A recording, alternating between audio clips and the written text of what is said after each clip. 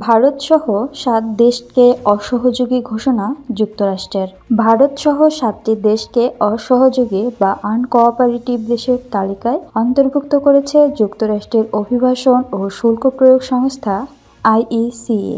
বাকি দেশগুলো হলো Russia, Pakistan, Iran, Bhutan, Cuba ও ভেনেজুয়েলা। এসব দেশের বিরুদ্ধে অভিযোগ, বৈধতার নথি না থাকা অভিবাসীদের প্রত্যর্পণ প্রক্রিয়ায় তারা যথাযথ সহযোগিতা করে না। এ ধরনের অসহযোগিতা কূটনৈতিক সম্পর্কেও চ্যালেঞ্জ সৃষ্টি করতে পারে। গতকাল শনিবার এনডিটিভির প্রতিবেদনে এসব তথ্য উঠে আসে। প্রতিবেদনে বলা হয়, আগামী মাসে যুক্তরাষ্ট্রের প্রেসিডেন্ট হিসাবে শপথ নেবেন নবনির্বাচিত প্রেসিডেন্ট ডোনাল্ড ট্রাম্প। তিনি ইতোমধ্যেই অভিবাসন ইস্যুতে কঠোর হওয়ার বার্তা দিয়েছেন। নির্বাচনী প্রচারণায় এটা ছিল তার অন্যতম অস্ত্র।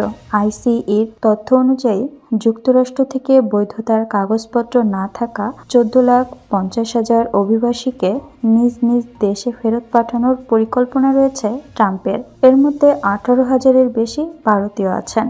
যুক্তরাষ্ট্রের ইতিহাসে সম্ভবত ডোনাল্ড ট্রাম্পই সবচেয়ে বড় অভিবাসী বিরোধী পদক্ষেপ নিতে যাচ্ছেন। নির্বাচনী প্রচারণার সময় তিনি জানান, নিজ দেশে বৈধতার নথি না থাকা অভিবাসীদের খোঁজ পেতে তিনি সেনাবাহিনীকেও কাজে লাগাবেন। পাশাপাশি মেক্সিকো সীমান্তেও নিরাপত্তা জোরদার করার কথা বলেন তিনি। শুধু অভিবাসী নয়, আরেকটি বিষয়ে ভারতের প্রতি কঠোর হওয়ার ইঙ্গিত দিয়েছেন ট্রাম্প। নরেন্দ্র মোদীর প্রশংসা করলেও তিনি বলেছেন, ভারত অতিরিক্ত শুল্ক আরোপ করে, এজন্য তিনি পাল্টা তাদের ওপর বড় শুল্ক আরোপ করবেন।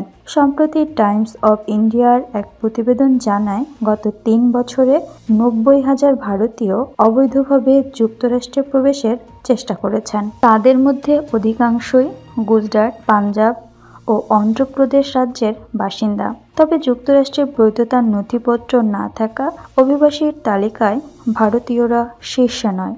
সবচেয়ে বেশি হন্ডুরাস ও গুয়েতেমালার অবৈধ অভিবাসী সেখানে রয়েছেন।